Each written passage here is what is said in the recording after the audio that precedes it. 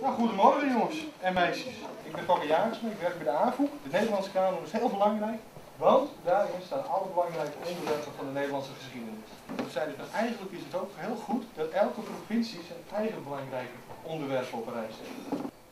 De website heet 11en30.nu. Excusez-moi. Goedemorgen. Goedemorgen, kinderen. Is dit het weeshuis? Mijn naam is Maria Louise van Hessen-Kassel.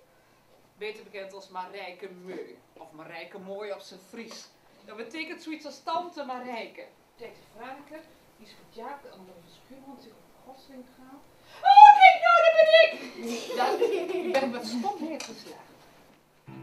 Friesland had een grote rol spelen in het ontstaan van het koninklijke huis van Oranje-Nassau. Een paar eeuwen waarom hier weer in Friesland het vaste huis Nassau.